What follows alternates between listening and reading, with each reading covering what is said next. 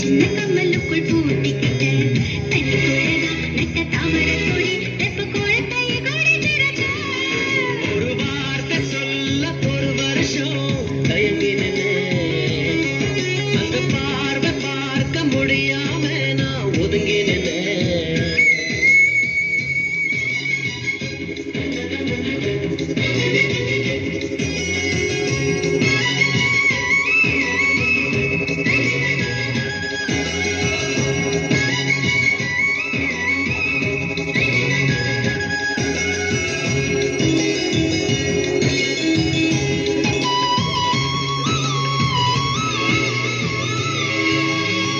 ஊருக்குள்